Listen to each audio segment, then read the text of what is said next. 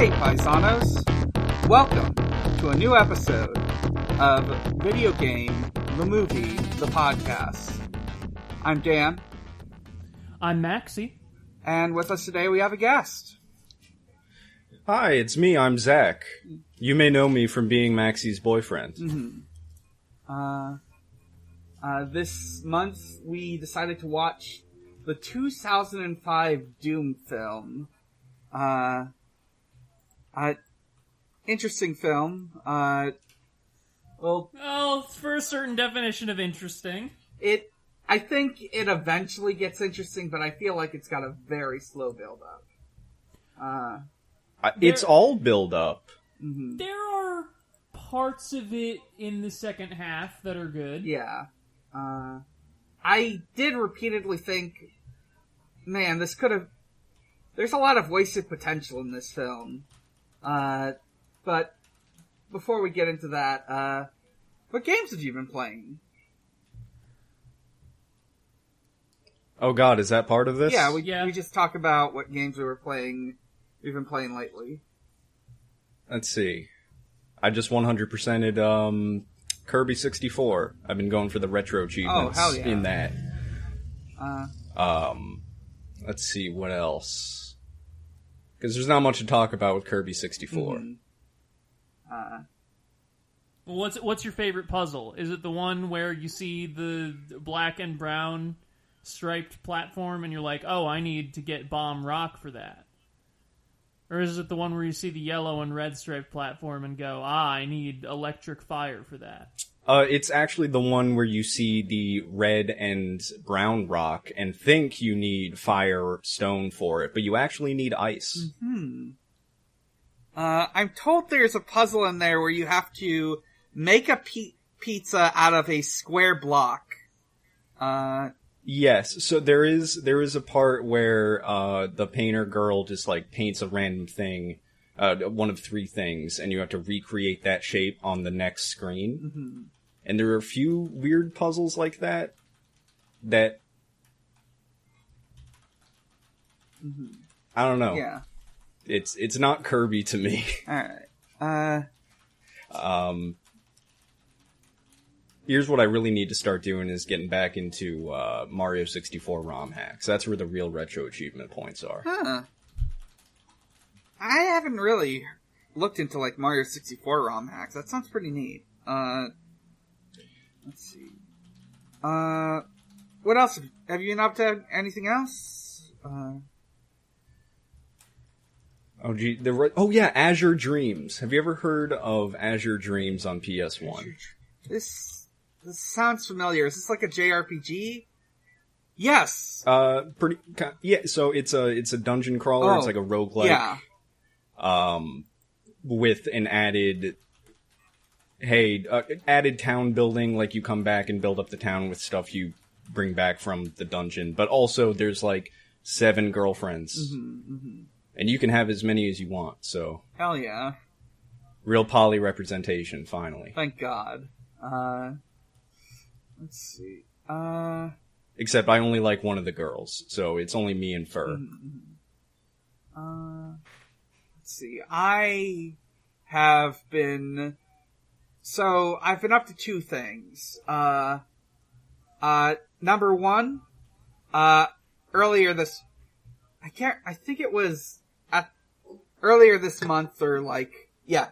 month I played through the Klonoa Phantom Reverie series. Good games. Klonoa 1, very good, has a weird difficulty spike at the end. Also, a little janky as far as ports go, but probably better than the Wii version. Klonoa 2, really, really good. I think I enjoyed that one more thoroughly. There is a lot of sections where you're like on a hoverboard, and I know it's entirely because it's from a post-Tony Hawk world. Let's see. Great storytelling, great aesthetics. Very, very happy to see my beloved Cabot boy go through go through his emotionally devastating adventures. I really dodged a bullet with not playing Klonoa at an impressionable age. Yeah, you might have become some kind of furry. What are you talking about? There's a specific kind of Klonoa furry. I think I know what you mean. I fully do not. I feel like I've missed the boat on something. I mean, well, anyways, It's impossible to explain. You either get it or you don't. I guess you're not a real one, Maxie. I suppose not. I will say, the other thing I've been playing is, Final Fantasy XIV, as always, beat Stormblood, doing the Omega raids, they're good. Tonight I did not know that the Omega raids are just like, you get to fight bosses from like earlier Final Fantasy games. And one of them was the train from Final Fantasy VI. The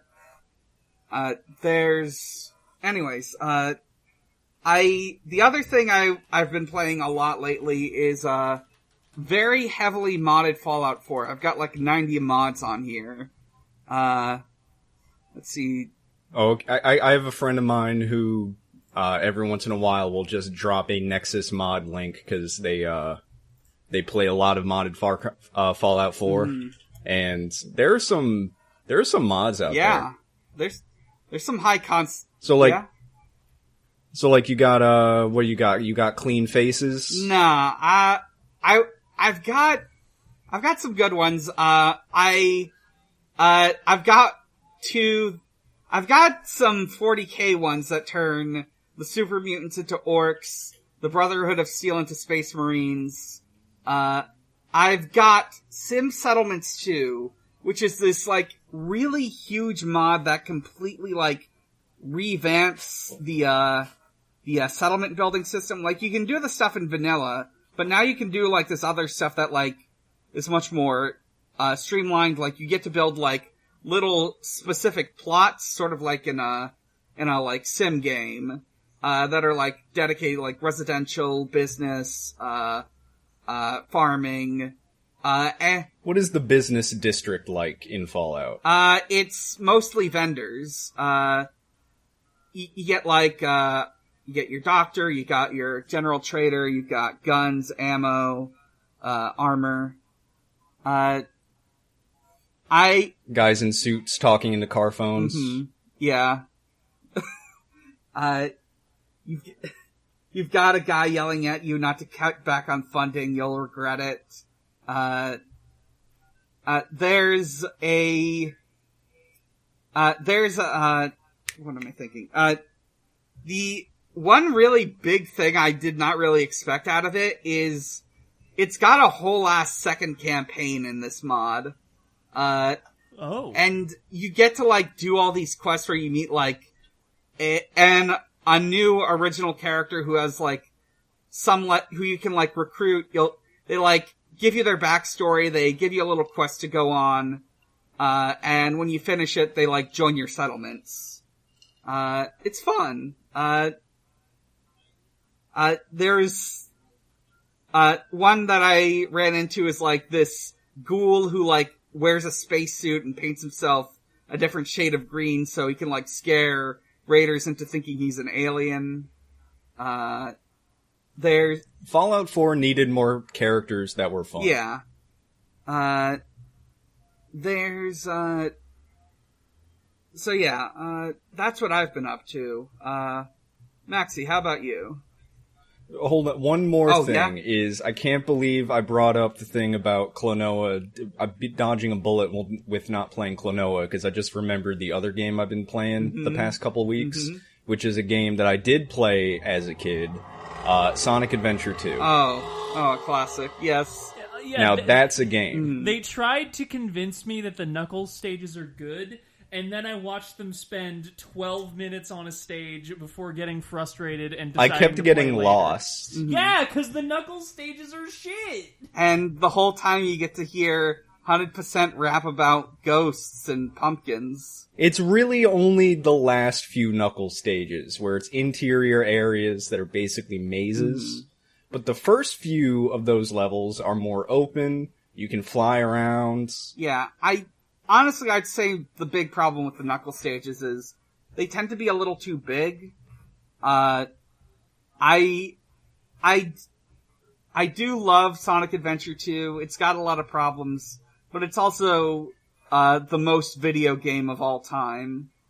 I mean, you know I've been in the Chow Garden. Oh, absolutely. That's probably one of the best parts of the game. But one last shout out to Retro Achievements, because they really do make it so that, like, I'm kind of replaying a lot of games that I grew up with. And Retro Achievements has now gotten to the point where it's systems that I grew up with that are getting retro achievements now. So, like, you know, Dreamcast has support now, which is why I was playing Sonic Adventure 2. I'm really, really excited because this month they announced that they're putting together achievement sets for PlayStation 2 games. Oh, hell yeah. And there will be a few sets when the full support comes out, including Dark Cloud and Dark Cloud 2. Now, those are some fucking video games. Classics. True classics. Anyway, Maxie, what have you been playing other than Trimps? Not much. July's been kind of like a dry month for me. I've been, fooling around with a couple things. I've been playing this game, Necrosmith, where, like, you assemble undead and send them out around a map, and it's kind of run-based. I don't know if there's much to talk about there. It's alright. Tell me about the Sekibonki game.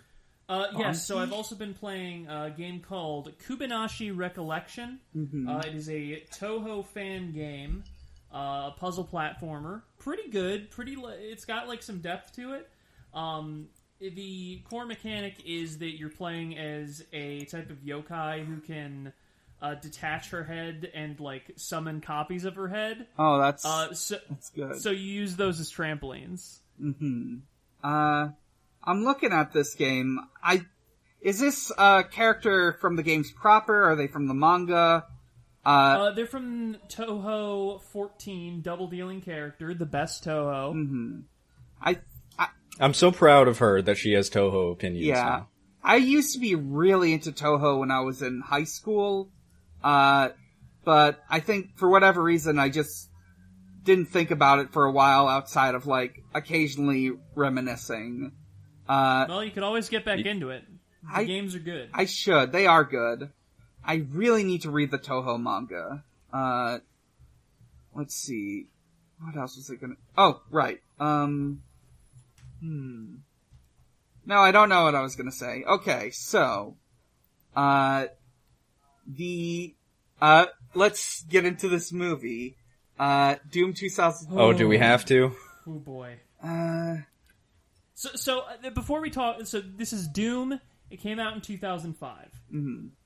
It is important to note... This movie is based on the most recent Doom game at the time. Oh, very much Not Doom 1 or Doom 2, which I think are sort of the iconic ones. This was Doom 3, which came out in 2004. Kind of a different direction for the series, kind of controversial, is my understanding. Yeah. And basically killed the franchise stone dead for 10 years. Yeah. Yeah. Led to a lot of people installing mods because you could only hold the flashlight or the gun at once. Let me tell you, Doom 3 is a very dark game, and in that respect, this is an astonishingly faithful adaptation. Yeah. Yeah, so I think they didn't go far enough. So, like, honestly, one of the best things about Doom 3 is, like, the harsh lighting that game uses. And I think, and this movie is very dark, but it doesn't have, like, harsh lighting. It doesn't have, like, very sharp shadows. There's no contrast. It's just drenched in blue. Everything's just kind of mud or green or any number of colored Quake 2 lighting. but I wish they went a little more stylistic with it in a way that I honestly think the game does a pretty good job with being kind of more visually stylistic than people give it credit for. But this movie's just kind of muddy and bad to look at, and you can't tell what's going on in any of the action scenes. So we get a little bit of like a little bit of an intro narration dialogue thing where they talk about how in 2026, mark your calendars, they find a portal to Mars in the Nevada desert. They set up a research base,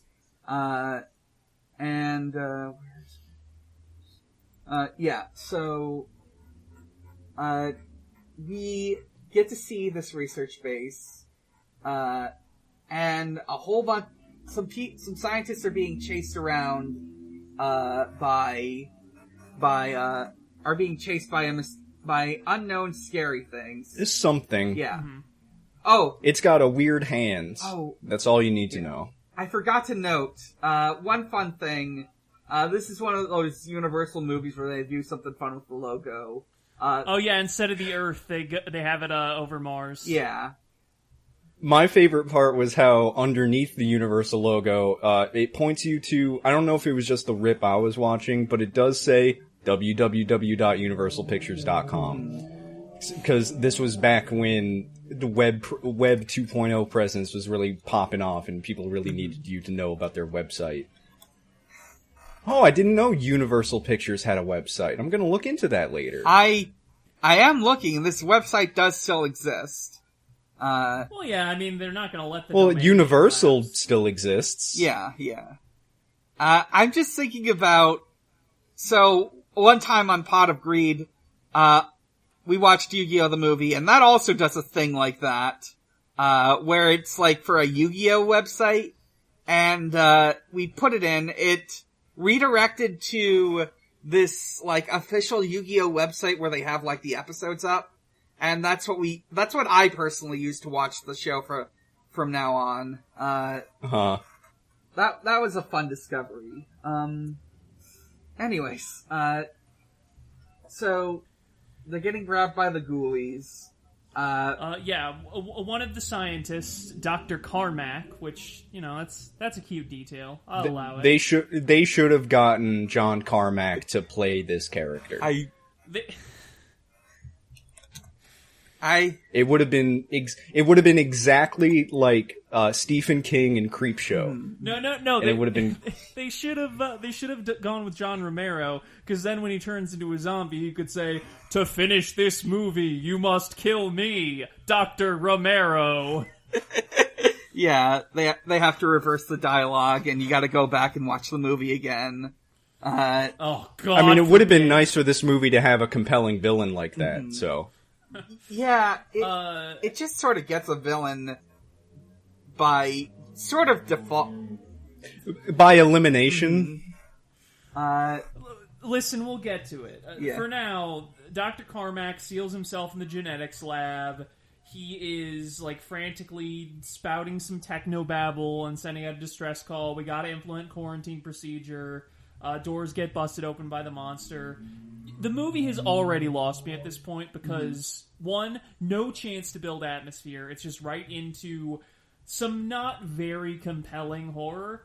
And two, too fucking dark. Already too fucking dark. Yeah. Yeah, isn't this supposed to be the place while it is mostly still operational? Yeah. Are these people going about their day-to-day work in the dark like this? Yeah, here's the thing. We later see that the base does have, like, windows. So it's like, I don't know, man, just open the shutters. Yeah, it's also like, yeah, this is like one section of a larger facility. They just made that one dark. They demanded mood lighting for their unethical science. So... Now, hold on. I've been told it's just an archaeological dig. Right. Yeah, Nothing I'm untoward. confused. I feel like I couldn't really keep track of it. Like, there's the UAC facility on Earth, there's the one on Mars, and I can't really tell if, like, they're supposed to be two different things. And then there's this thing called the Ark, which they don't really elaborate on, but I think it's like some sort of, like, bigger ship or something. So, wait, most of this movie take place at the UAC base or on the Ark? Okay, no. My understanding was there's the UAC facility on Earth, but that's basically just to maintain the Ark, which is the weird teleporter thing. Right. And then most of it is at the Olduvai facility, which is on Mars. Right. That I understand now. Man, I can't wait to talk about the weird teleporter. Oh, boy. I hate it so much. The teleporter's fun. Mm-hmm. So we get like a little title sequence after that, and then we cut to a Marine Corps Special Ops base in California, and we see Dwayne "The Rock" Johnson as Sarge. He is not being very charismatic right now, but like he gets into a groove later. He's one of the better parts of this movie, yes. all things considered.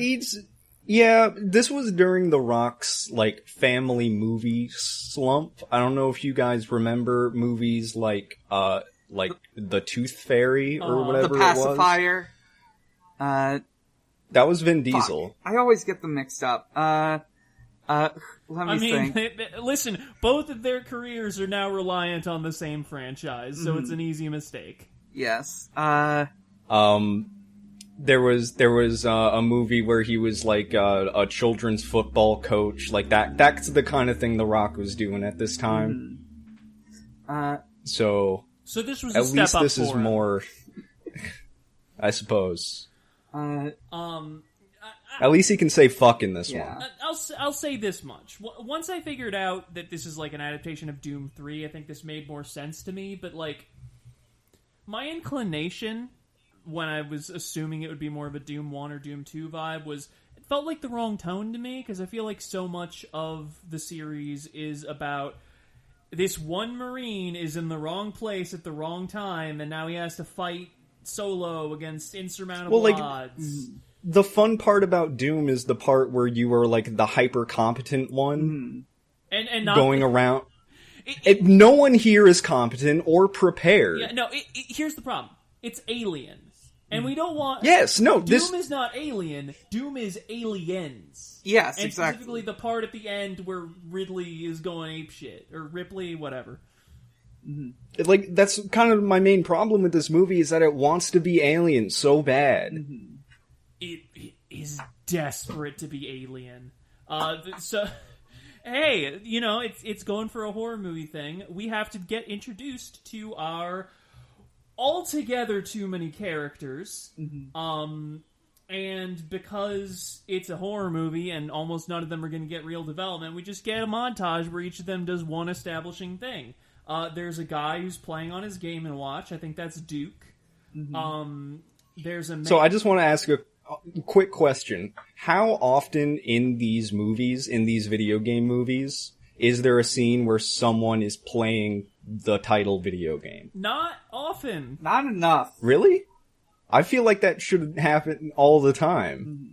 I was surprised he wasn't playing Doom when they cut to him. Or at least Turbo Turkey Puncher 3. Yeah, he should be playing Super Noah's Ark. The closest thing I can think of is at the end of Super Mario Brothers, when, you know, it's got the stinger scene, which implies that they're going to invent Super Mario Brothers, the video game, or whatever. Yeah. Aren't they playing Hitman in one of the Hitmans? Oh, yes, they are playing Hitman in Hitman. He like passes by these two, like, guys in a hotel room playing, I think it was, what would have been the most... It must have been Absolution. Yeah, Well, no, if it was the first Hitman movie, it could have been Blood Money. Yeah, I think it might have been Blood Money, maybe two. They should do it. Yeah, maybe we'll find more of it in the future, but surprisingly rare occurrence so far. I think it would have been really good if in Alone in the Dark we had seen Edward Carnby playing the original Alone in the Dark. It's just like, you see this awful polygon mass just bumbling around, and he reads the wrong book, and then he dies. Yeah. So yeah, there's a guy playing on like a Game & Watch. I think that's Duke. There's a man in an Aloha shirt, Portman, who is the most disgusting pervert imaginable. Yep. There's a man who, the only characterization we really get from him is that he's, like, Catholic. Yeah. I don't even remember what his name was. Let's see, I've got the names written down here. I think he's Goat. Yes. I remember... I was convinced I was hearing it wrong when they were rattling off everyone's names, and his was Goat. Mm-hmm. Maybe he's the greatest of all time. Yeah.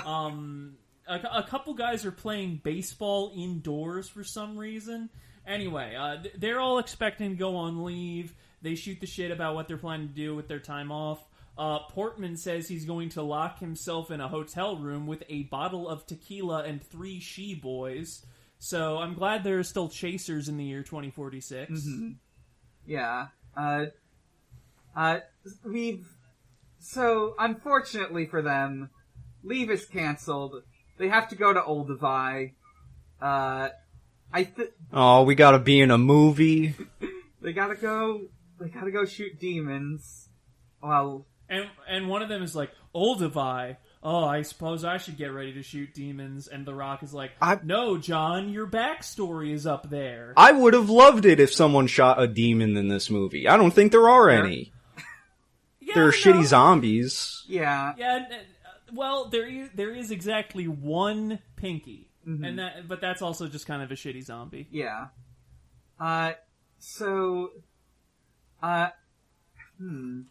So they, like, go in their, like, helicopter or whatever to be deployed. They all get their guns, and we get their nicknames. Destroyer. Mac. Which it doesn't... Yeah, rattle them off. Destroyer. Mac. Portman. Goat. The Kid. Duke. And Sarge. And Reaper. I feel like they needed to either dedicate more time to introducing these guys or just, like, dispense with it entirely and skip the bullshit. Mm-hmm. It feels so half-assed to me. Yeah. But, like, these nicknames, they don't seem like they even know what they're gonna get before they get them. The Kid gets his, and he's like, the Kid? Which implies to me that, like, they don't choose these nicknames. Or, like, I don't know how they're given out. Was Sarge always Sarge? Did Sarge have to be the Kid? Well, I'm assuming Sarge wasn't always a sergeant. But his nickname was always Sarge. I think you're the Kid until you earn a better nickname. My assumption... Well, sucks for him. Yeah. My assumption is, maybe the Kid did set a different name, but... maybe they're calling him the Kid as, like, a hazing ritual. I really need the world-building Bible to this movie. I'm sure they made one. Yes, the Doom Bible. I bet there's 80 pages describing how the hell this transporter works. At least 3, novelizations.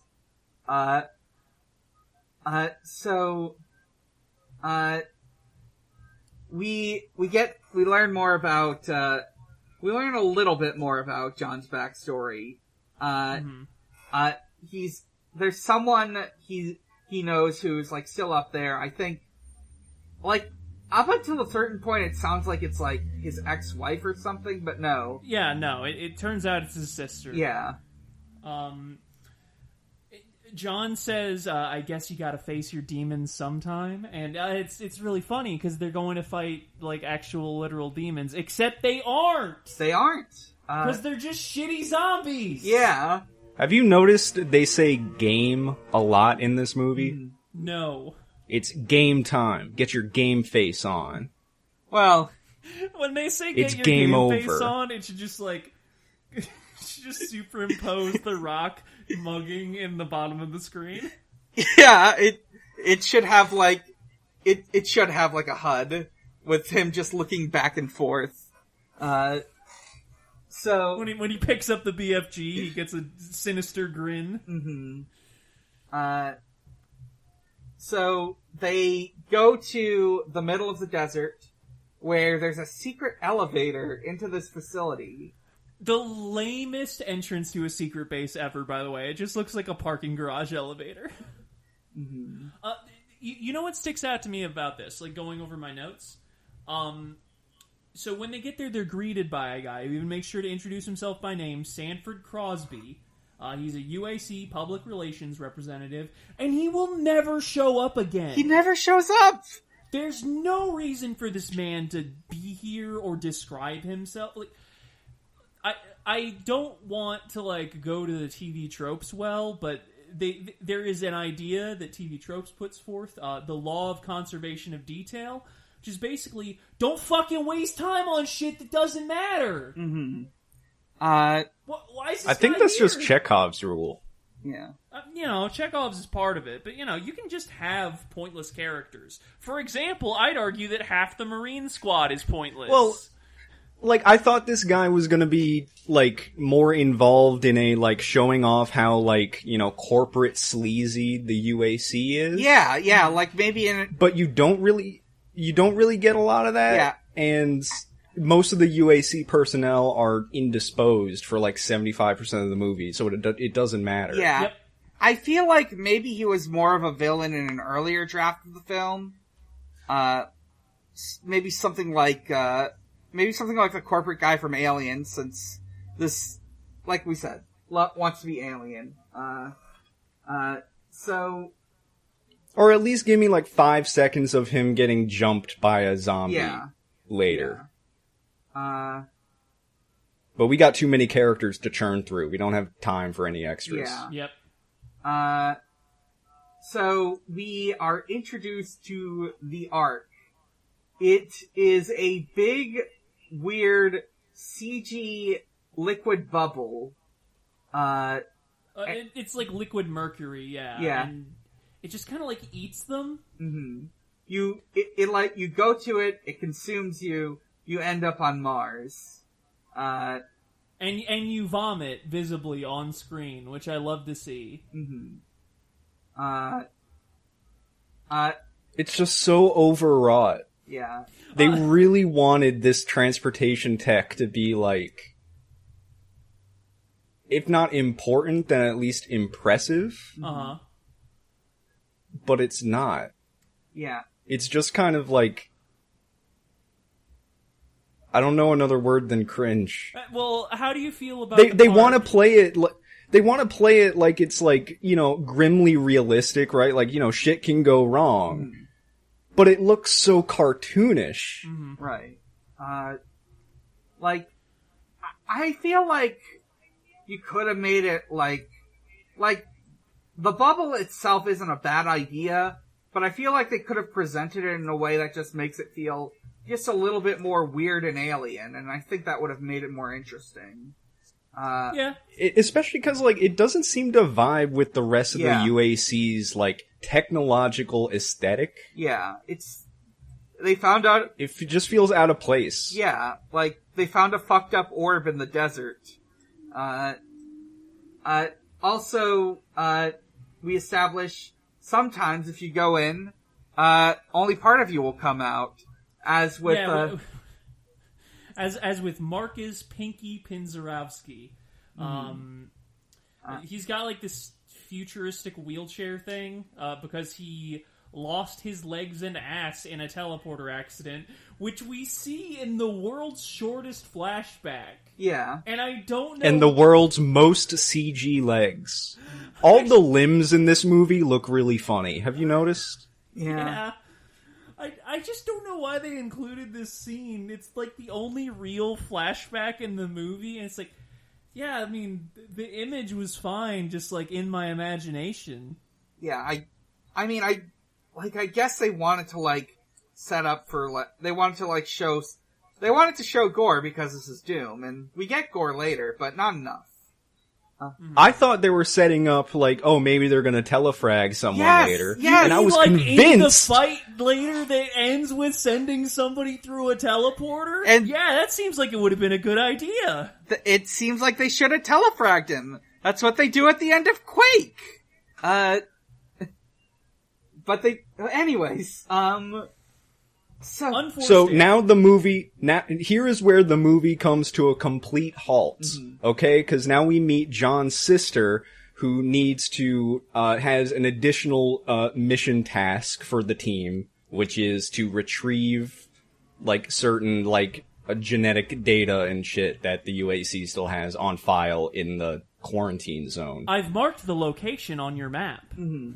Yeah. Secondary objective. That would have been great, because then we would have saved 40 minutes of movie of people just slowly walking around dark corridors, asking a guy, "Sir, are you okay, sir?" And then he turns around and he's not okay. Yeah, that happens too much. Because everyone splits up. We get everyone's little, like, parties, like, experiencing something for the first time. But we see all three of them do it. Yeah. Or kind of see, because it's still really dark. Yeah, also, like, during this time, we get at least 3 different, like, fake-out jump scares. There's, like... Yeah, no, this movie fucking loves that shit. Yeah, there's, like, some animals and animal testing. There's, like, a fucking, tube that gets loose. There's a third one. I think there's, like, a dog. A different time than the others. Yeah, no, we'll get to the dog. Yeah. I made special note of the dog. Right. My personal... Sorry, go on. This movie is actually accurate to the games, because this part of the movie really feels like when you're playing Doom and you don't know where to go.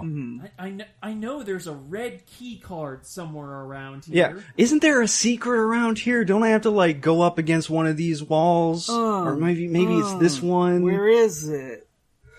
My personal favorite part of, like, this especially slow early section is, so they leave one Marine with Pinky to basically guard the entrance to the Olduvai facility, and the Marine they leave is Mac, who's this Japanese man, and Pinky making conversations like, "Oh, you don't look like a Mac," and he says, "Oh, well, my full name is Katsuhiko Kumanosuke Takahashi," and Pinky's all, "Oh, I get it. It's funny because it's 2046 and people are still too racist to learn Asian people's names."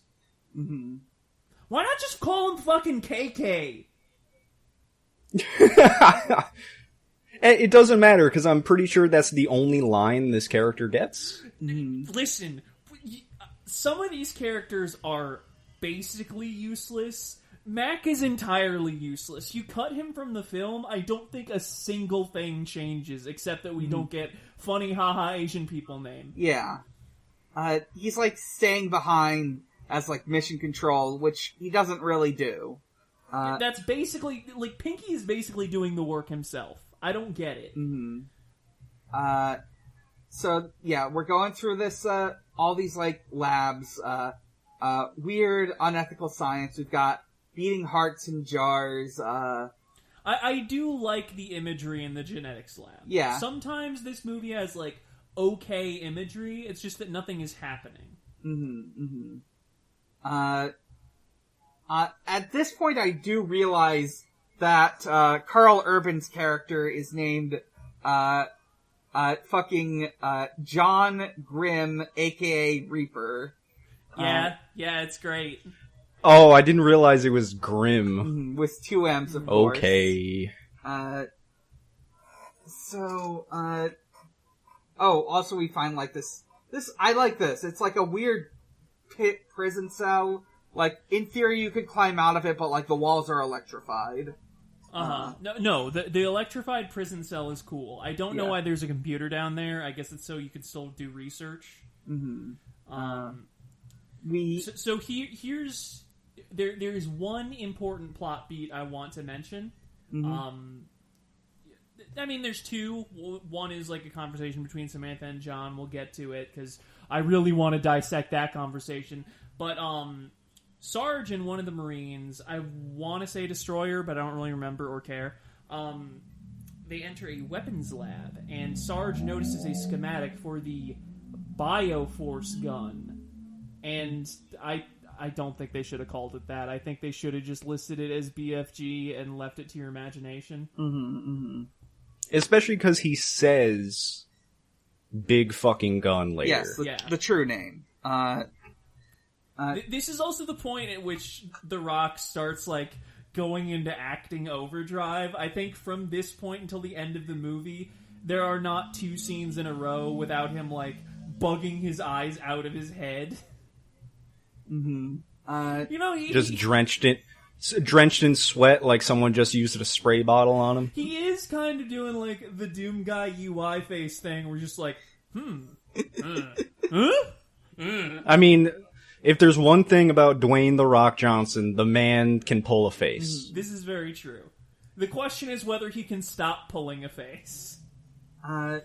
Well, does he need to? Like, does at any point does he need to be like subtle, subdued? I guess not. Yeah, he is the best part of the movie. By far.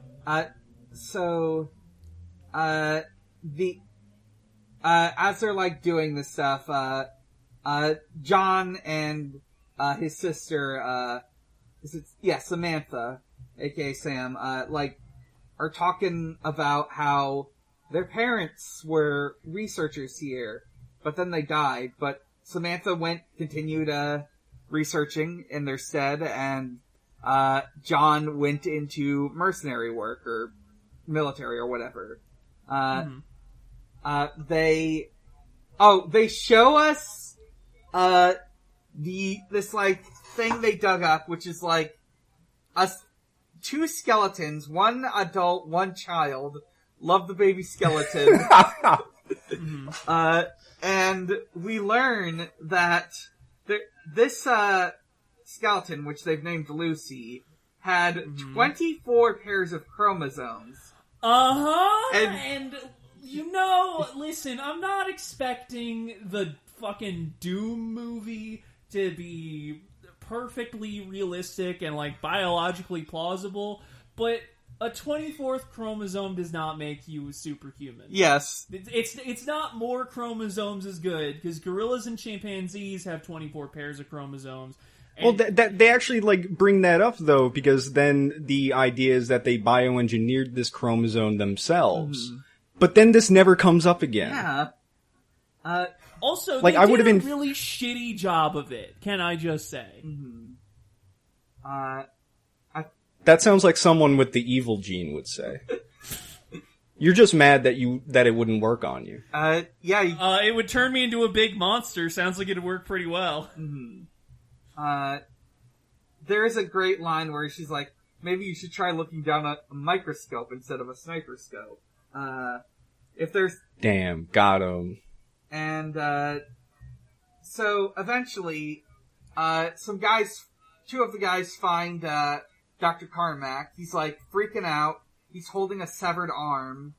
Hey, I have a question. In this shot where he's like all drenched in blood and scared and twitchy, do you think he kind of had like some Jordan Peterson vibes? Well, Jordan Peterson is naturally sweaty and twitchy, so I understand that. I thought bright red, but for different reasons. I thought he kind of looked like the guy. Who's the guy that played?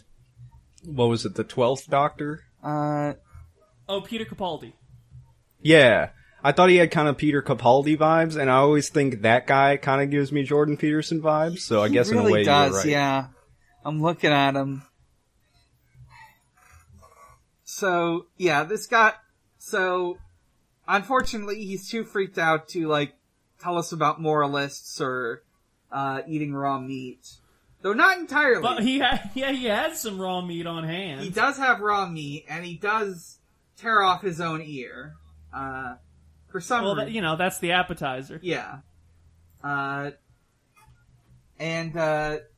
So they like bring him in. They're like checking him. They're like doing medical stuff on him. Here's something that happens during this bit. The kid asks Portman for, like, space drugs. He gets, like, 2 little lime green Skittles. He gets... Portman gives him some Addy. The That's good. It's like the only like nice thing Portman does in the movie that makes him like slightly endearing. Mm-hmm. I like the bit where the Catholic guy just drops a can down some stairs, says "God damn it," and then starts carving a cross into his arm as penance. Yes. What the fuck is it? What is this about? This guy is Christians be like. I don't think they do. Listen, I have a lot of thoughts about Christians. I don't think they be like this. They give it 5 years. They should have or 25 years. I feel like they could have done like some more.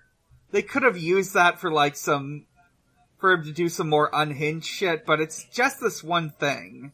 Well, yeah, I feel like early on, dies. Yeah. Well, early on in like the writing in this movie, I feel like someone was like, "Doom is about demons, right? What if we had a religious guy?" Mm-hmm. He should have like. And that slowly got diminished more and more until we have this vestigial character, much like several of the other vestigial characters. Yeah. Some other stuff that happens, they run into a Portman and the kid. Yeah.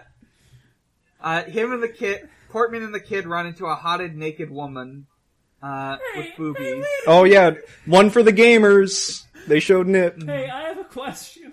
Yeah? Given what we learn about, like, how the virus spreads, and that this is distinctly not like a bathroom or like shower room or anything, why is she naked? She's crazy. Damn. Is that why she wrote "suffer" on the wall in blood? Well, there hasn't been enough time for skeletons to form, so they needed some way to establish environmental storytelling. Of course, it's either wall graffiti or little tape recorders with steadily degenerating like environmental daily logs. Mm-hmm. I think she just went tits out all the time. She was. Fuck it! It's 2046. That's just her style. But yeah, she's missing an arm, the one Carmack was holding. So that puzzle has been solved. Mm-hmm. This might have been established earlier, but we have like this cordon off area of this lab that you have to go through via a nano wall, which is just a wall made of nanites that you can walk through. It's basically a force field. Yeah, it's a force field. It's like it's an illusory wall. So they're like working on Dr. Carmack. He's like saying this stuff like, "Shut it down. It's inside." A fun fact, when the real John Carmack read the screenplay, he was also saying, "Shut it down, shut it down." Mm-hmm. So we get some more zombie scientists. We get Dr. Olson. He eats some lab rats. And then they shoot him and the scene's over. Yeah. There's a jump scare with, what I remember, I made a note that it was specifically described as a monkey, ... some kind of monkey. Which is, that's how dialogue goes sometimes. It's a little realistic for this movie. There's some, I wouldn't know what kind of monkey it was. Some kind of monkey. Carmack drank from the wrong Holy Grail. There's something in his blood. His blood no longer registers in the UAC database, so something's up with his blood, I guess. Yeah, it's making him not human. There's something else not human, something big in the genetics lab. Yeah. There's a brief firefight with it. The Marines don't manage to kill it. It flees into the facility's sewer system. They group up. They head in after it. I stopped watching the movie for 2 entire days because I'm so bored.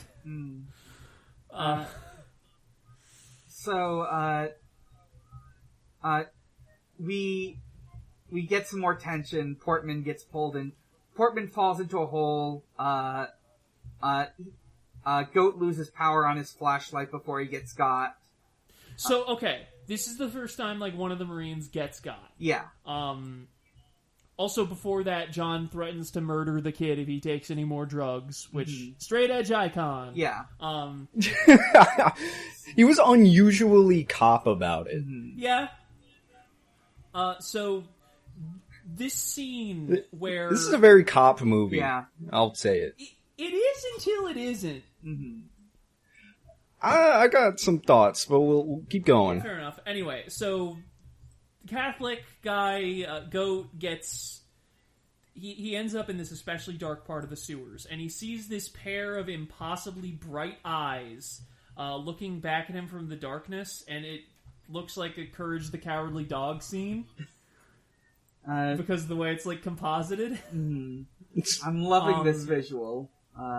And then, like, a bunch more eyes open up, and the creature with all the eyes attacks him. I kind of like it. This is, like, an actual scene. Yeah, this is something that's actually scary. They don't really lean into the eye motif much, though. I feel like we never see this thing's eyes again. Anyway, it, like, tackles him, and then its tongue detaches and becomes, like, a burrowing worm, which goes into Goat's throat. Oh, he's the throat goat? Yeah, he's the throat goat. He is now. So... I keep opening the wrong notes page. We get... there's this whole thing... Is this when we learn about the evil gene? I don't think we learn about the evil gene for a while yet. What the hell happens in the middle of this movie? So they drag Goat's body out front into the med bay. They tell all the scientists still in the facility to evacuate to Earth. They try and resuscitate Goat, but he ends up dying. Sarge notices Carmack is gone. Samantha's like, oh, he disappeared off screen, and we didn't feel like having a scene where that happened. Dude, this shit pissed me off so much. Somehow Palpatine disappeared. Yeah. So yeah, they try and revive Goat. It doesn't work. I swear to God, they splice in the same reaction shot of John twice. Oh, I didn't catch it. It might be my mind playing tricks on me. I was looking for something to stimulate me, and like bad production would be like mildly funny. Anyway, Sarge shows the monster to Samantha, and she's like, "Oh my God, what is that? I'm so shocked." Yeah. Her acting isn't that bad. It's not that bad, but it's not that good either. It's not that good. They determine that the thing in the genetics lab was a different monster, so they know there's at least two. They decide that they need to completely seal the base off until they've killed everything. They give a gun and some grenades to Pinky, the totally untrained scientist with a bulky mobility device, because I guess he can handle it. And they just go off to take care of the other one, which leads to the archaeological dig site. Yeah. I mean, who else is going to be their completely useless mission control that doesn't tell them where things are or where things would be? Mac. Yeah. We get this bit of like, Duke and, Sam flirting.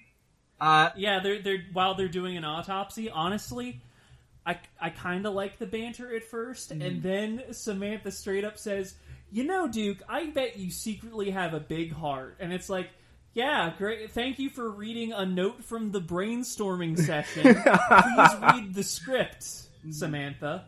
And then Duke makes funny dick joke. Right. I forgot the dick joke. So... It wasn't good. I didn't bother, like, writing down the specifics. Well, to be fair, Sam also says it wasn't good, so... So... That was also a post-it note attached to the script. We've got a good rock moment where, one of them saying, "We need reinforcements," and he looks at them and says, "We are the reinforcements." Does not make any goddamn sense. You're the only people they sent. Something like 50% of the Rock's lines in this movie are every word punctuated. Oh, yeah. Just when you're like role-playing in 2009.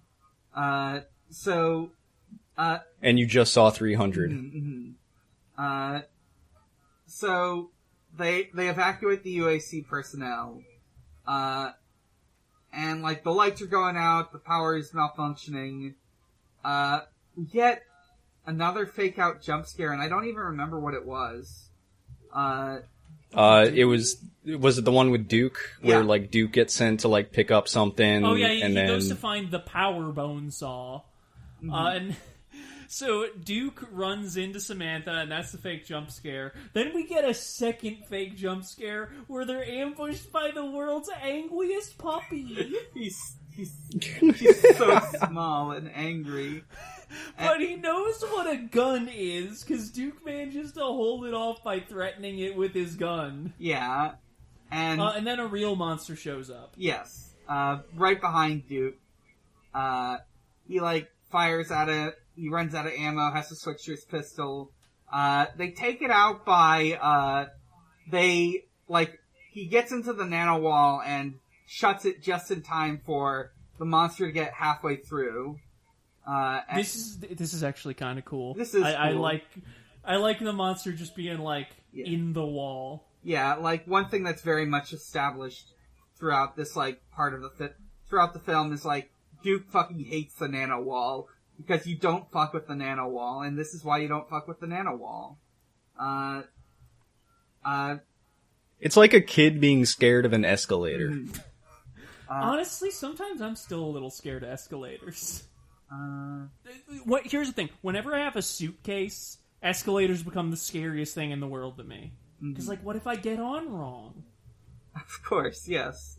You know what's scarier than going on an escalator with a suitcase? Is climbing stairs with a suitcase. Well, yeah, especially, I think it depends on, like, how your suitcase is. If you've got stuff outside, like, strapped to it or something. Personally, my biggest fear is just, but in escalator adjacent spaces, I look down, my glasses are gonna fall off the railing like 3 stories. So, anyways, Reaper is going through some dark tunnels, and, we're hearing these, like, sounds of children and their parents playing. It is an all voiceover flashback, and I thought for sure it would be like we would get a smash cut. He's looking out at the UAC like building from a window. The only window in the facility, yeah. Yeah, and we're getting this like audio of like some kids playing, and it's obviously like his parents or whatever. And I thought we were gonna get a smash cut to like something visual, but no, we just stare at the scenery while he has his PTSD flashback, which doesn't actually tell us anything we didn't already know. Yep. Yeah.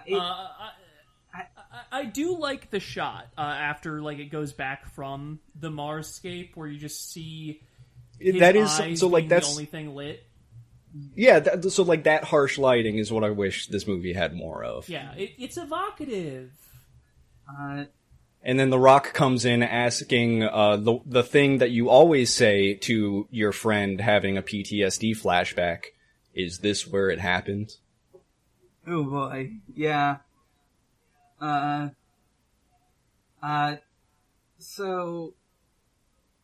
Sarge... And then John says yes, and then we move on. And then that's all you need to know about John's backstory. Yeah. Mac gets his head cut off. Hey, I'm confused. Yeah? Where is Mac at this point? Yeah, I don't know. I think he's supposed... He's not supervising Pinky anymore. Yeah, I think he's just going into the base to go shoot demons.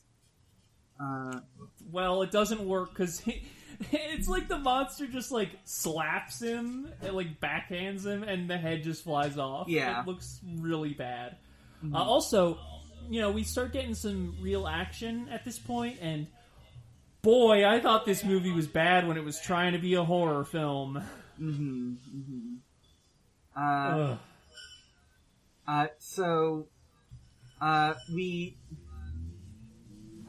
We established, like, one bit of stakes, which is, like, Sarge wants them to blow up the Ark, just to make sure the demon doesn't get through, but, like, if they do that, they can't go home. Portman doesn't want to get stranded. Sarge decides to get something with a little bit more kick, so he goes back to the armory. Samantha is continuing her autopsy, and she's like... So, like, real quick, okay. I was actually excited for there to be a little more plot in this movie, because I thought Portman was gonna do... was like, gonna go rogue a little bit. I mean, he does. Or at least... Well, he says, I'm gonna go take a shit, and then I thought he was gonna set up to do something else, but no, he just goes and takes a shit. No. When he's in the bathroom, he's... Did I miss something? Yeah, he goes to the bathroom so he can, like, send a distress call and ask for reinforcements, because he doesn't think they are the reinforcements. Right. Okay. Well, he gets jumped anyway. Yeah, no, he gets And then attacked. Pinky doesn't help, because he's an asshole. Yeah, and while he's taking a dump, his partner, Destroyer, gets destroyed. Yeah.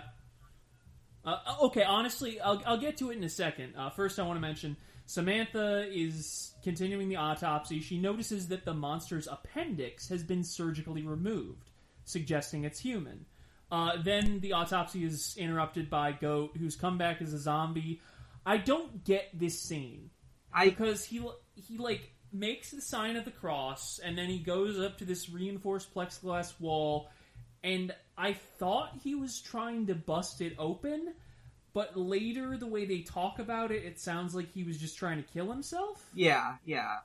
It looks like he's gonna bust through, but actually he just falls over dead. So I guess he has, like, enough retention of his life to, like, know, oh god, I don't want to turn, I don't want to, I'm gonna kill myself. I can't be a demon. I like God too much. Yeah, he's the mythical guy that, like, fundamentalists are talking about, where it's like, well, if you don't believe in God, why wouldn't you just kill everybody? The crosses carved into his arm are the only thing keeping the evil gene at bay. So yeah, Destroyer gets ambushed while Portman's in the bathroom, and the monster doesn't kill him, it just sort of, like, hurls him around a bit, and then chucks him into the electrified holding cell. Yeah. The monster swings him back and forth like Bugs Bunny. Yeah. Yeah, it's great. Anyway, this part actually... I'm not gonna say it rules, but it is a competently choreographed cage fight, and he does improvise a flail out of a chain and a CRT monitor. This is the part where I actually, like, realized what the problem was with all of these action scenes. Is that so, like we've said, it wants to be Alien really bad, but, like, it can't stand the idea of being cheesy, even though it is. Yeah. I would...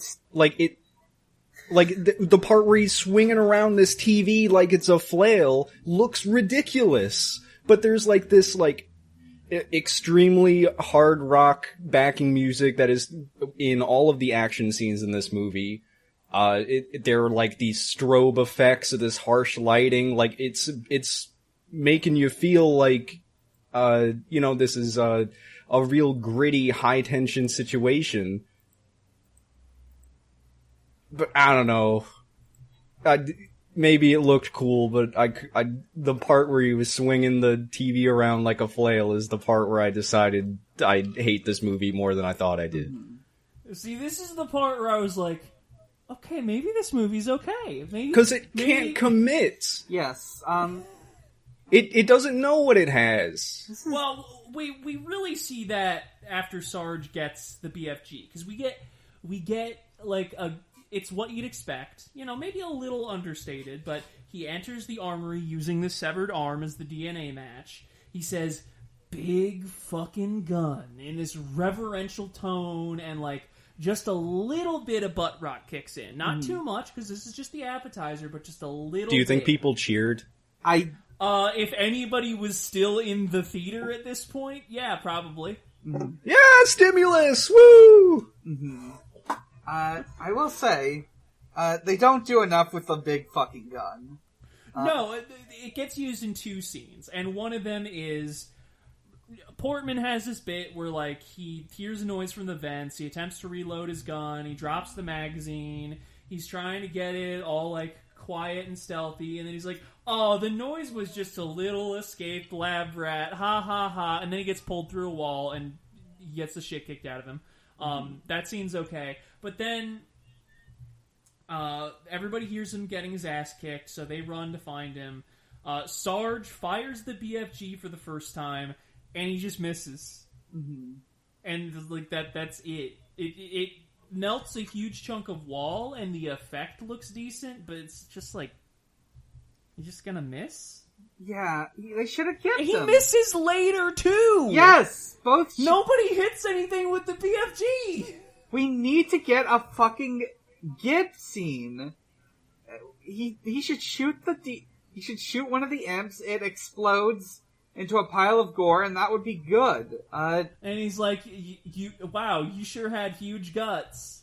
Mm-hmm, yes.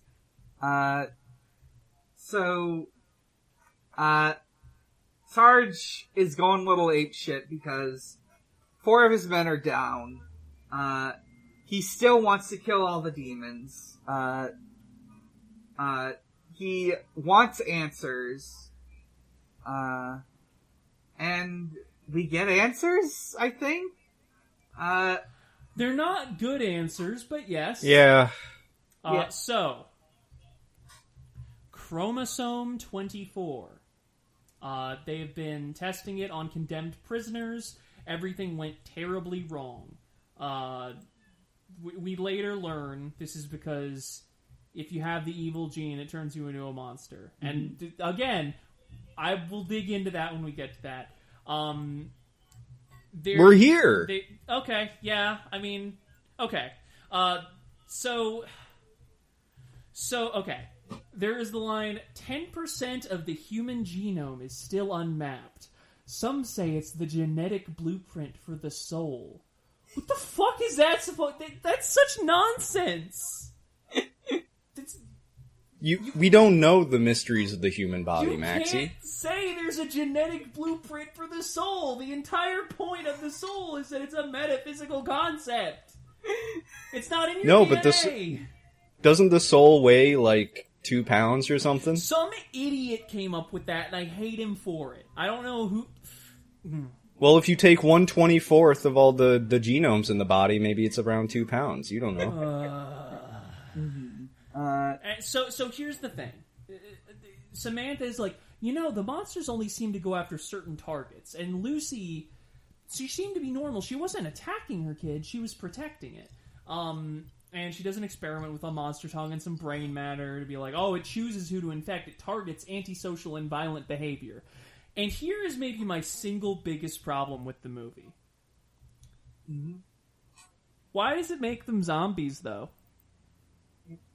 That's not what a sociopath is. That, like, nobody here wants to eat people. Why would the evil gene become like not even the Joker gene? It's just like the Hannibal gene. Mm-hmm. And like, when they're acting, it seems like they're largely mindless creatures operating on pure instinct. What does that have to do with the evil gene? Oh, you're finally giving in to the base desires that were always there, that are absent from some people, I guess. I mean, I will say I do like biting. Yeah, but like,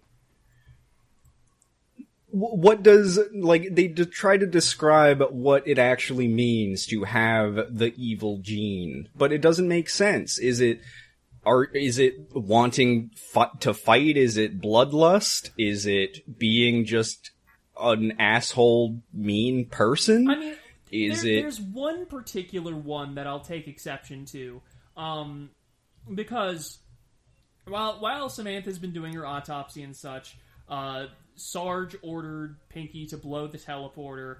There was a monster cutting its way through into the Arc Room. Pinky failed to do so. He ran away instead, and that's important. Remember that. That'll come back. Are we supposed to think that Dr. Carmack was actually a sinister guy because he got infected very quickly? He was doing experiments on convicts to create the perfect weapon or whatever. Oh yeah, so, there was that part. That's pretty. It's pretty evil. By the way, speaking of Carmack, turns out he's the creature trapped in the wall.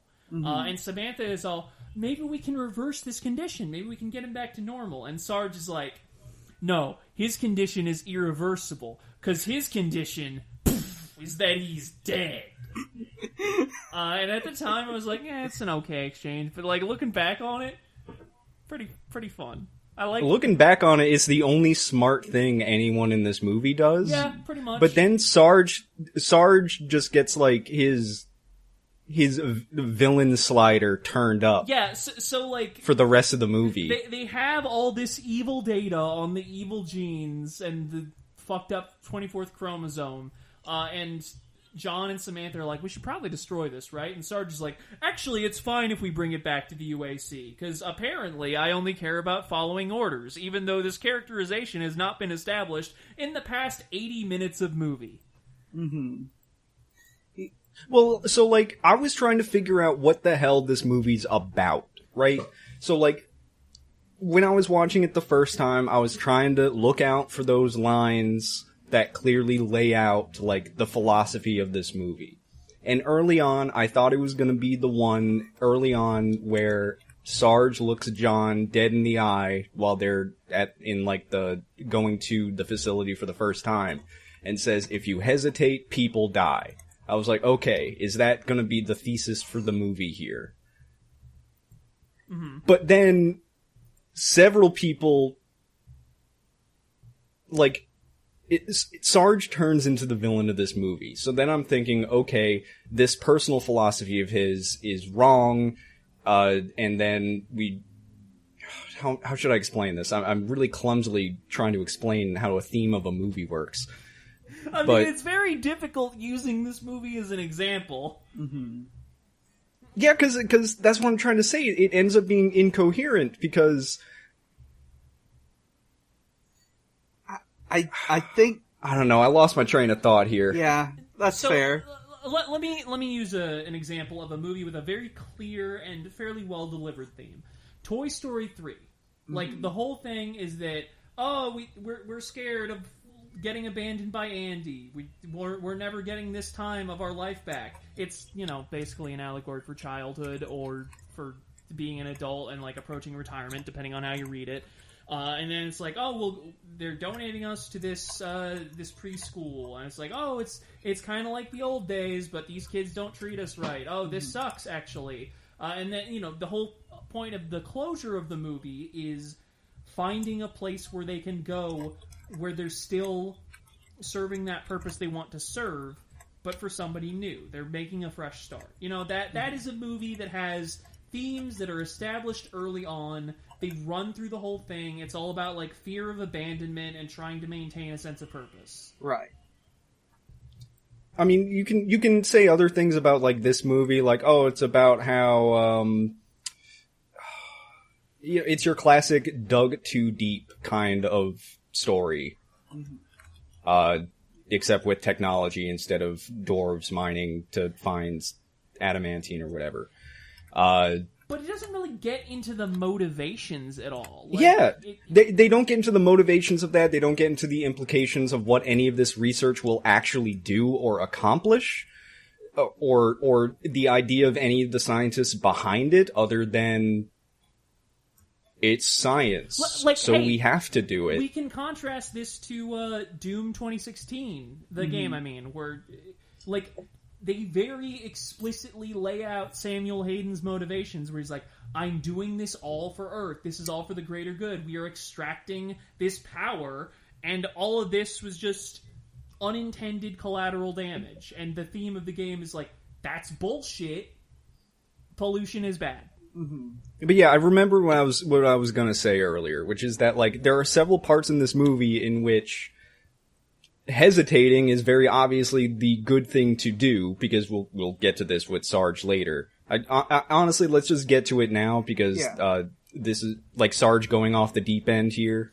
Yeah, so after all this, they end up warping out to the UAC facility on Earth. It's already been pretty badly ravaged. At this point, the party is down to Duke, the Kid, John, Samantha, and Sarge. Auto lockdown is going to persist for about an hour, no more, no less, and they need to get rid of all the infected before then, or else it could, get to the rest of Earth. Yeah. So there's a bunch of, wandering through hallways, double-tapping corpses, blah, blah, blah, and John and Samantha are like, Sarge, not everybody is infected. We don't need to kill everybody. And we see Sarge, he finds an unarmed, non-zombified scientist begging him for help. He says, copy that, and then he shoots the scientist. Mm-hmm. So, just deliberately ignoring information given to him at this point. I mean, when the whole point of his character up to this point was that we don't engage until we have information. Mm-hmm. So yeah, he is just like, we need to kill all of them. Fuck it. I'm just gonna slaughter these. So this is the weird part. Mm-hmm. He ends up framing all of this as just following orders, or whatever. Right. What orders? Nobody told him to kill these people. They're...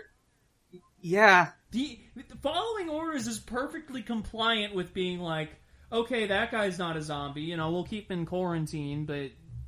Yeah. We don't have to kill him. You know what? This is making me think about, the PR guy we see once and never again, and, I feel like we could get a more coherent understanding if, we had, some UAC or even, upper brass guy, some sort of mission control, just, demanding, civilian murders or whatever. Yeah. Sarge is not following orders. Sarge is just freaking the fuck out and murdering people because I don't know.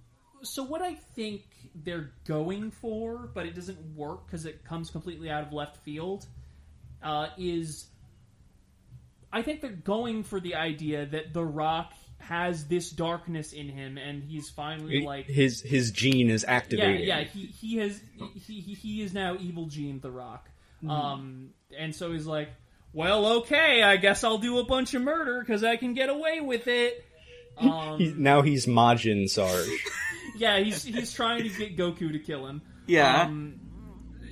Anyway, it's stupid. Duke finds Pinky, who's like, I'm sorry, I didn't mean to run, I just got caught off guard. The Kid finds a small group of survivors, which includes some children. Everybody meets back up, and it's like, blah, blah, blah, don't kill them all, The Rock, blah, blah, which, blah, by any means necessary. The scene where the Kid finds this group of survivors might as well all have been wearing white with a heavenly beam coming down from the sky with choirs singing. Yeah. That was kind of the vibe. Yeah. It really is. So anyway, Sarge is gonna kill Pinky. Samantha's like, he's not infected. But before he can kill Pinky, Kid is like, there are survivors in the storeroom. And Sarge is like, I told you to kill everybody. Kill the survivors in the storeroom. Kid refuses. Sarge shoots him dead. And then we get, this little standoff scene, which I actually think works okay. It's reasonably tense. Sarge and John are staring at each other. They have their weapons ready, but neither of them is opening fire. Then Pinky, he brings out his dinky little handgun. He's like, drop your weapons. I don't want this shit. I just want to get out of here alive. And then he gets got by the monster. Right. With the very cheesy line, oh, there's something behind me, isn't there? I didn't hate it in this context. One, because it was 2005 and wasn't quite as overplayed back then. And two, because it was something. It was congruent with the rest of his character. He was kind of the snarky type. Yeah. He was the one making quips throughout the movie. So, and Portman's dead now, so we don't have anyone else to quip. Right. Exactly. Except we don't have anyone else in the movie at all, because I'm pretty sure Sarge and John together constitute maybe 4/5 of a personality. I mean, there's Duke for about 2 more seconds before he gets pulled. I forgot he was here. Well, but there's the tragic conclusion to the Duke and Samantha romance, which got like a scene. They had 2 lines together. Yeah, that's more than most of the characters in this got. Hey, anyways, yeah. Just a little fun fact. The guy who directed this also went on to direct, Street Fighter. Chun-Li. Yeah, Street Fighter: The Legend of Chun-Li. Yep. Holy shit, that is so amazing. Let's see. Eventually we get the important thing. Reaper gets shot. He's very close to death. Sarge, gets grabbed and he says, I'm not supposed to die. Samantha That was actually The Rock talking about his contract. Yeah. Mm-hmm. Yeah, Samantha is like, I'll give you the C-24, it'll stabilize you and turn you into a super soldier or whatever. Yeah. And he's like, I don't deserve it. I've done some bad things, which I won't bother to elaborate on. Unelaborated upon war crimes. You're my brother. I know you. You're a good person. You have the good gene. And... Listen, I think it would be a stretch to call this movie fascist, but I think it has maybe some, How about eugenicists? Yeah, definitely eugenicists. Yeah, eugenicists. Definitely, some assumptions that should maybe reconsider. Mm-hmm. He gets injected, and he passes out, and then he wakes up in the first person. We zoom in on his eye, and then, it's first person now. Time to play House of the Dead. This is... No, it really is just a cross between a bad rail shooter and an okay haunted house. This is the scene people talk about in this movie. When people talk about this movie, they talk about this scene. It is... But it's not good! It's... That's the thing, it's not good. It's interesting. There is one cool visual trick, which is, early on, he looks into a mirror... And, you see his reflection. It's a cool visual trick. I assume it's either a fake mirror or they just did, some video editing. Well, actually, it's a copied model of John on the other side of the mirror. Yeah. That's how they do that. Yeah. Shut up. Anyway, John kills some generic monsters. It goes on for, 8 minutes straight. And then, it's Pinky! And he's called Pinky... because he turns into the enemy called a Pinky! Yeah. But it feels like watching someone else play a game that you don't really care about. He gets the iconic Doom chainsaw. He barely uses it. Mm-hmm. Does not use it enough. So I have a question. We have established that the monsters specifically target people with, similar sociopathic violent tendencies or whatever for conversion into also being monsters. Mm-hmm. Why is Pinky a monster? He was... Maybe he... The only things he's done are run away when faced with a fight that he could not reasonably win, and... attempt to de-escalate an armed confrontation. Yeah. What's going on with Pinky? Why is he a monster? When did he get the evil gene?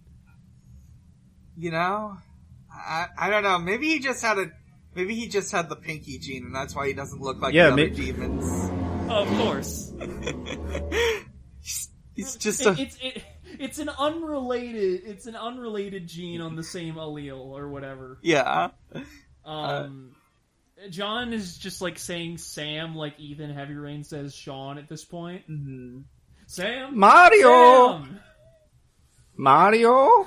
Yeah, it's... Anyway, he finds her injured but alive, but then their reunion is interrupted by Sarge. He's now an early stage infectee, and he's starting to hulk out, but he's like, okay, I'm gonna go for the exit too. And John raises his gun, because he's not gonna let him go. He would be breaking quarantine. There's actually, like, some... This would have been a great point to go back to the line about hesitating. Yeah? No? Because I got pissed that John didn't just shoot him. He clearly wanted to earlier. You know what? And now he's got even more of a reason to. Yeah, like, the banter... But then the last 15 minutes of this movie is, like, the weirdest machismo bullshit. I thought I was losing my mind. We get, like, some okay banter, and then... They have the world's shittiest gunfight. Sarge whiffs with the BFG, and he has no more ammo. And then John opens fire in return, and he misses all his shots, and now neither of them have ammo. Mm-hmm. So Sarge runs off, and John pursues him to a boss fight arena. Yes. And they have a fist fight. It starts out as like they're doing some cat and mouse stuff, each trying to get the jump on the other, but then they just start like punching. Not before Rock busts through a wall like the Kool-Aid Man and says, "Semper Fi, motherfucker." Oh, that reminds me. He hasn't been particularly always loyal, I'm just gonna say.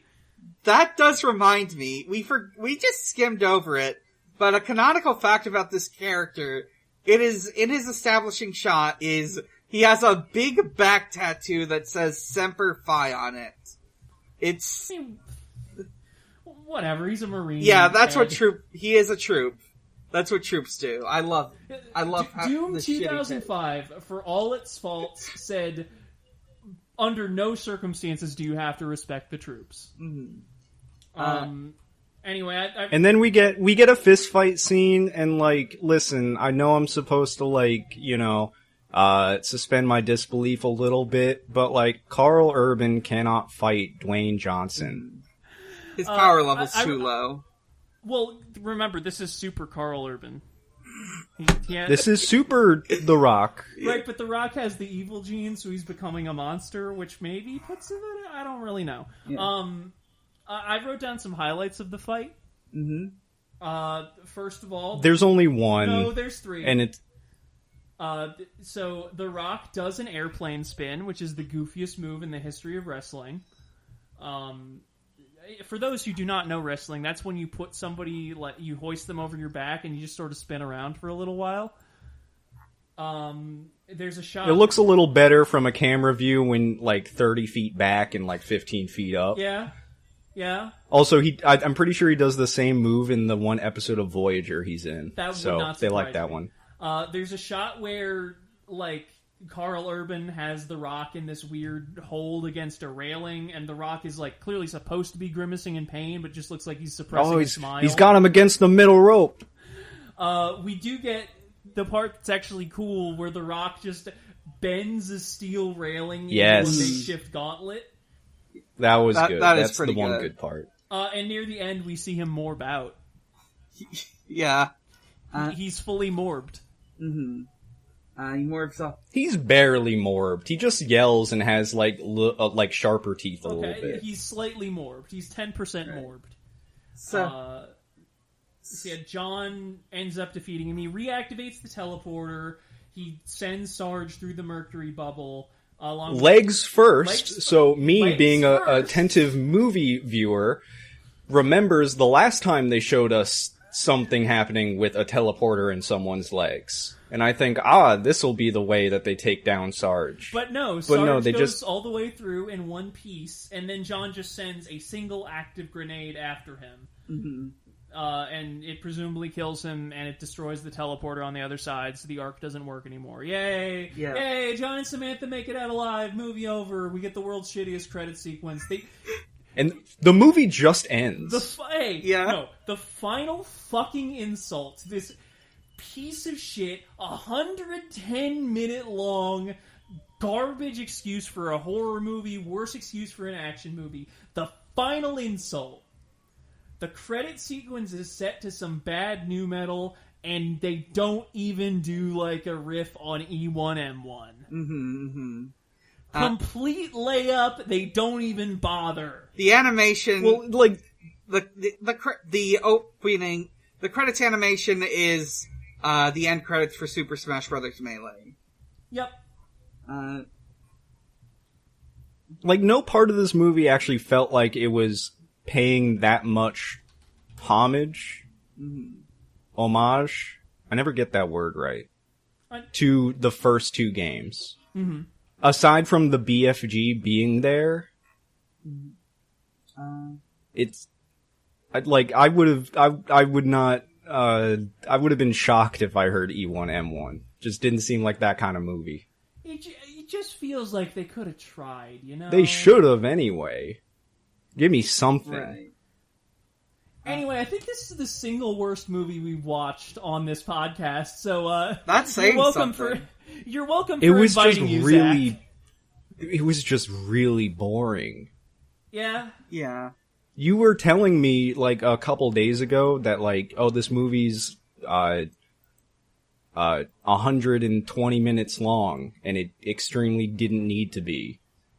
And I didn't realize just how much that you were right until I was 40 minutes in. Mm-hmm. No, it's exact same moment for me. It's when they're in the sewers, and it's like, oh god, why is it still so dark?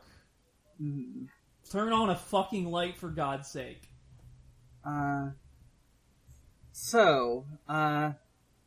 With that, let us take it to our ratings. So, Zach, in case you're not aware, we rank these both as a movie and as an adaptation. Now, adaptation doesn't strictly mean adapting certain events beat by beat. It means... It's vibes. Yeah, vibes. It's maintaining the spirit of the source material. Mm-hmm. 1 out of 5, 1 out of 5. Alright, yeah, like... It didn't feel like Doom. Doom is about demons. Mm-hmm.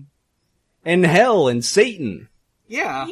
Even Doom 3 at least had the decency to, like, put together some knockoff H.R. Giger monsters. How do we go through this whole movie? There's not a single pentagram on the ground anywhere. Well, you know, the wall said suffer. Mm-hmm. Why did the wall say suffer? I don't know. Who wrote that? You know what? Maxie, your yelling is showing up on my Audacity. So, 1 out of 5, 1 out of 5. It has nothing I like about Doom. It has nothing I like about horror or action. It's not a good movie. I'm hard pressed to call it the worst movie, but it might be the worst movie. Well, we have yet to see Street Fighter: The Legend of Chun-Li, so you'll have to. Or Assassin's Creed. Oh, yeah. Is Assassin's Creed that bad? I thought that one was like one of the okay-ish I ones. am under the impression that Assassin's Creed is kind of similar to this movie in that it's just fucking boring. Mm-hmm. Yeah, and frankly, one of the worst crimes you can. Not only is it boring, it's 2 hours of boring, which is just... Oh, it's 2 hours? This movie is 2 hours long, more or less. I think it's a little shy of that. Oh, God, I'm going to take an entire week to finish that one. Oh, no, I was talking about this movie. Oh, okay, thank God. Yeah, like I said, this is the worst, this might be the worst movie we've ever watched. Zach, do you have any ratings? I don't think I have any different ones. Alright, yeah. This movie had so much movie, and still not enough. One thing I keep thinking of is just, I think this is also kind of wasted potential. Like, admittedly, like, I think of like my dream Doom movie, and there's two possible options. Both of them involve the Doom guy, doing a lot more ass kicking. But, yeah. No, I genuinely do think you could make at least a decent action B-movie out of Doom. But, like, if nothing else, like, if you're not going to focus on just one or two guys, you can't focus on 8. Yeah. They spread themselves way too thin. Yes. They needed to make some serious cuts to make this even coherent, let alone good. Yes, like, I think a big part of the Doom games is the sense of overwhelming isolation. Like, you are the only person who isn't you are the only human. Everyone is either trying to kill you, and maybe there's two people trying to manipulate you. Yeah, so, with our ratings done, I think let's do some questions. We've got 2 questions. One of them is on our Twitter. Let me see. Yep. One question on Twitter. One of them's on Discord. On Twitter, Small Funny Hedgehog Emoji at RevengeHog asks, what's the best Doom fan WOD, and why is it 1 million angry boners? Also, one of my guilty pleasure movies is Hardcore Henry, because even though it's brainless, it is pretty cool how it's first person the whole way.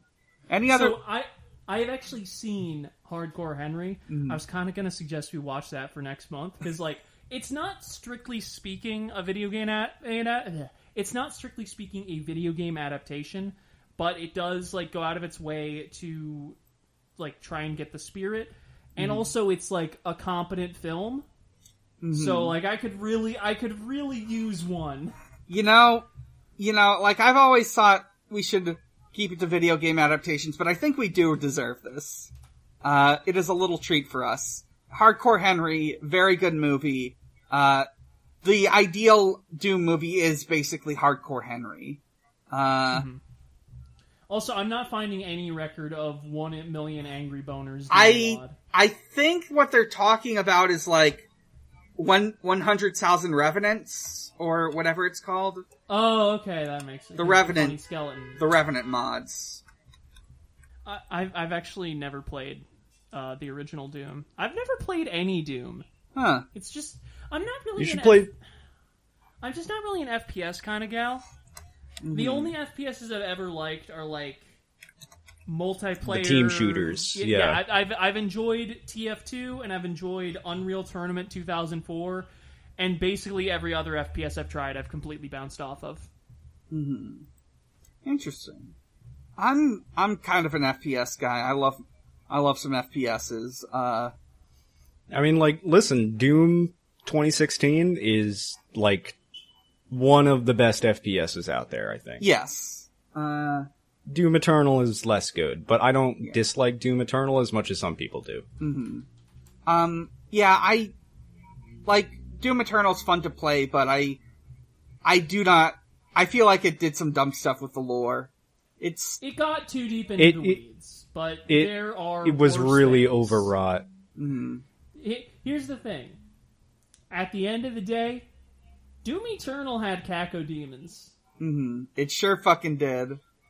Man, there's not a single cacodemon in this movie. This movie did not have a cacodemon. It didn't have a cyberdemon. I feel like cyberdemon is a layup. That's so easy to make it work, even in, like, a more grounded all zombies kind of setting. Yeah, that of all of the Doom monsters to have in this movie, I feel like the Pinky is, like, the least grounded one you could have chose. Yeah. Except for the cacodemon, if you just had, like, Meat Wad. Floating around somewhere. I will say, about Doom WODs, for many years I've been watching this very long, very ongoing Let's Play of a whole bunch of Doom games, but, like, a whole part of the, like, gimmick and why it's so long and why there's so much of it is that the person doing it has dedicated themselves to, like, playing through, like, all of, like, the top Doom WODs of every year. So you get to see a lot of weird Doom mods and, like, people doing fun experimental stuff. There's some wild shit out there. There's a Sonic the Hedgehog kart racer that is a mod of it is basically a mod of a Doom port, and it's fucking wild and I love it. I guess I'm gonna have to go with the classic, which is The Sky May Be, which is, like, this weird British comedy thing where it's like, instead of, like, some, like, space base or hell, it's like this weird mock-up of the of the, at the time, what a Windows GUI would have looked at it like at the time. It's like all, bright solid colors, and all of the guns do weird things, and all of the monsters die in weird goofy ways. You pick up a gun and it plays "The Gun is Good" from Zardoz. Nice. I suggest looking up The Sky May Be if you want to see this. It's fucking wild. I love it. Let's see. Anyways, let's see. Oh, any other ways movies can take fun stuff from video games? Yeah, first-person cameras are good. I was about to say more deliberate camera placements that evoke the camera placements in video games. Mm-hmm. I feel like you can have a little bit of fun with that, except for has the movie Serenity come up much on this show? Like the Firefly one? Oh, Wait. You mean the other Serenity? Oh, I haven't watched that, but God, Oh, the fishing one. Yeah. I gotta fucking That watch. movie's called Serenity, right? Yes. I think so. That sounds right. Yes. It's... I know they do some things in that game where it's like, camera rotating around a character as if you were just, holding the right stick and having the camera rotate around. Mm-hmm. Like, that kind of camera movement I think is fun. I don't know if you can carry a whole movie with it, right. but it barely carried this one. Yeah. I don't know why. I can't think of anything immediately, but like... Give me HP bars at the top of the screen so I know how... Yeah, put in a HUD. More of these should have HUDs. Mm-hmm. Imagine Dirty Harry, but when he's like, "Do you feel lucky, punk?" There's just like a little counter. There's an ammo counter. 0 out of 6.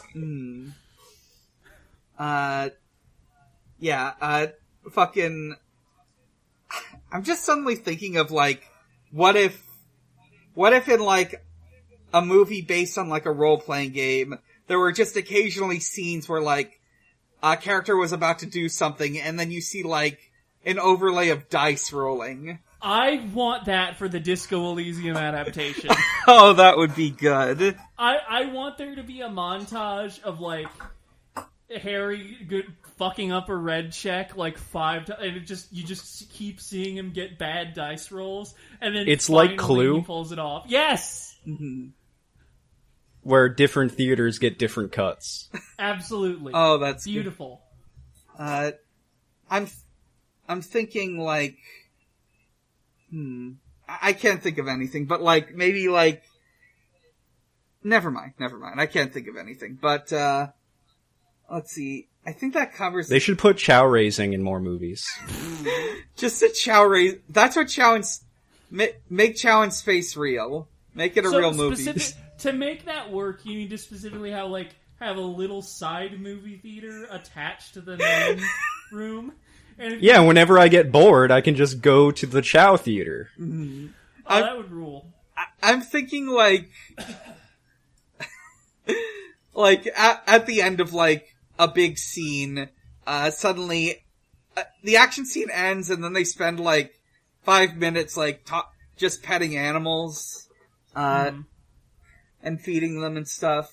That's what they're gonna do in the next John Wick movie. Okay, so imagine your favorite movie, but there's just not enough of it. So what if you could pay $5, just a small transaction, and get an additional scene with all your favorite guys? Isn't that what DVDs did? That is what DVDs did, yeah. But okay, so what if... Let's expand on that idea a little bit more. What if you're done?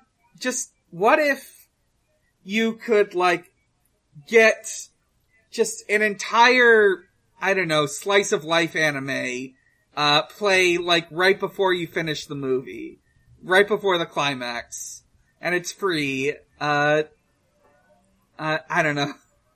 And you can pay $5 to make the characters wear different outfits. Oh, yes. You can like, when you like watch maybe it's on streaming and like, when you like, you can like download something on your like hard drive so that, they're wearing like, they're dressed like, they've got much cleaner faces, suddenly. Okay, hear me out. We all love the Star Wars original trilogy, right? Mm-hmm. What if you watched through it the first time, then watched through it again, but Luke maintains, like, all his training? Oh. So this time, at the end of Episode 5, he wins the fight against Vader. Yeah. Or... More movies should have achievements. Yeah. I should get 500 gamer score for watching this movie. I think you should. I think... Oh... Alternatively, you replay the movie, you finish the movie, you start the movie again, and this time, everyone's got, like, bigger weapons, and you can, like, you don't choose, this time it's, like, a drastic, like, reinterpretation of everything that happened the first time around. This time, I don't know, this time, John Wick is a teenage boy, protecting his sister. But anyways. What if, anytime there was a fight scene, you could press a button, and the characters would pause to, like, give you some lore on the person they're fighting? Mm-hmm. Oh, I thought you were about to say you press a button and you see their move list. That's Sarge. I used to respect him. But he's now just a hollow, mad shell of the man he once was. He's weak to bludgeoning damage. Mm-hmm. Who isn't? Whenever there's like a driving scene, you can change the music playing on the radio, in a movie. Okay, I think... We need to finish this bit! I think we need to finish this bit, and read the other question we got. Kitty Cat Herder asks, the original concept and ideas for the original Doom were as an Alien tie-in game. How do you make a movie adaptation of a game tie-in for the movie, how do you think a movie adaptation of a game tie-in for the movie Alien would look like? It would look like this, but good. Yeah. Yeah. No, I think it would look exactly like this. I don't think it would be any better. Tragic. They can make bad alien movies. Yeah. You know what? The only difference would be instead of zombies, they would be bad xenomorphs. Yeah. I would rather look at a xenomorph than any of the monsters in this movie. This is true. Yeah, they're a lot more fuckable. Extremely. That's our questions. I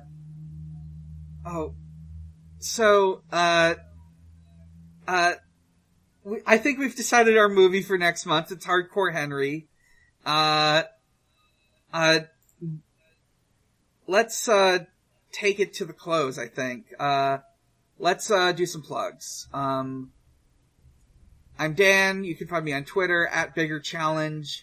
You can find my YouTube channel, Big Challenges. I'm currently, in the process of organizing a Left 4 Dead 2, LP. I'm gonna, like, put on a bunch of mods and, like, after we do, like, the vanilla maps, we'll do a bunch of, like, weird fan maps. You can find my other podcasts. They include Pot of Greed. It's a Yu-Gi-Oh! Podcast. We're on break right now. We finished season 3 of Yu-Gi-Oh! GX. In September, we're gonna be watching the 4th season of Yu-Gi-Oh! GX, which was never dubbed.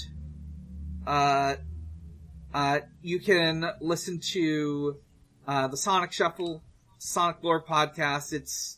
I've been a little slow with the editing, but we've had some fun discussions lately. At some point I will be uploading. We sometimes like do fan weeks where we talk about fan content. And one episode we recorded is about, we have one already up that we've recorded and another one that's been recorded but hasn't been uploaded, which is, we talk about Hanging Out, the webcomic by the Hydroxian. That one's pretty good.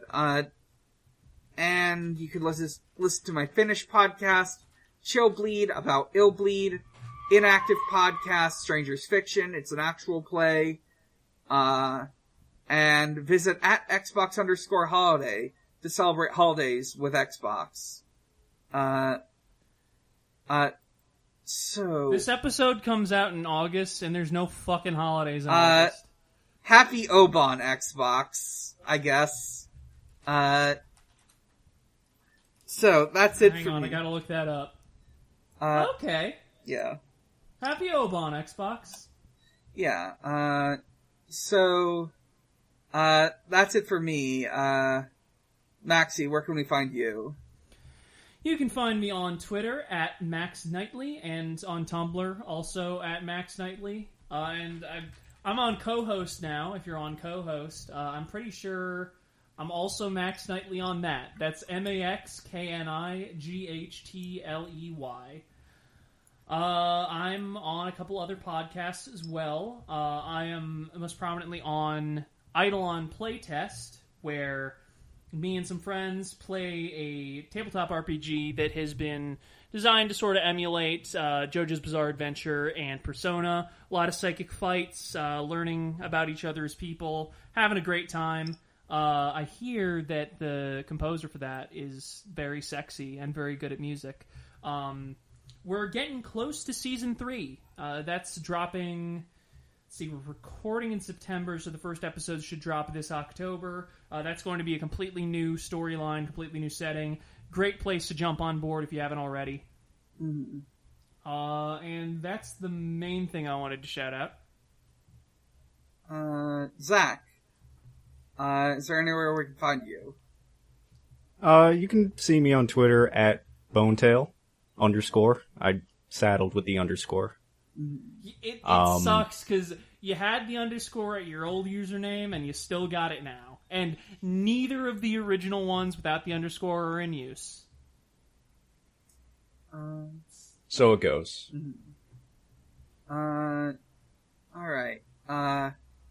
Let's see. Maxie, did you mention Drain the Swamp? I tuned out. I was leaving that for you. Oh, okay. I mean, we haven't recorded an episode in like a month, but me and Maxie have a rewatch podcast for MASH. Yep, Drain the Swamp. The 70s show about all your favorite army doctors and Frank Burns. And Henry Blake, let's be fair. I've listened to an episode of that. It's pretty good. It's pretty good. It's good to hear you. You can find that at draining-the-swamp.pinecast.co. We do intend to upload more eventually. It's just summer has kind of been kicking both of our asses. Yeah. It's unfortunately the worst season. I'm glad people are coming around on this. I feel like for so long people were like, "No, summer's good." I mean, it's ultimately the reason is a lot of these people are no longer children, and no longer get summer break. So, let me see. Okay, so, you can find us at Twitter, at VGTMTP. You can find, our Discord. It's in the, episode description. It's in the show notes, it's on the Twitter. You can also find us on noisepace.xyz. Noisepace.xyz is a podcast network run by one noted Canadian, Matt GameCube. There's a lot of good shows on there. I'd like to recommend, 0 to 0. Very good podcast. It's about superhero media, or superhero movies. Originally it was about the show Who Wants to Be a Superhero, but that was a long while back. Nowadays they talk about, superhero movies, but not the MCU. Very specifically non-MCU superhero movies. It's great. The chemistry on that show is incredible. very funny, very good.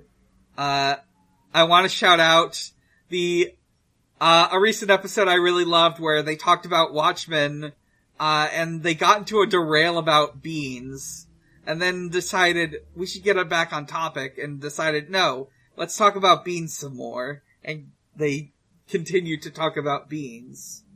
Let's see, the next movie they're covering is gonna be the Catwoman film. Fucking love that movie. Oh boy. Let's see, you can, so I think that's everything. So, until next time, I'm Dan. I'm Maxie. I'm here, too. And this ain't no game.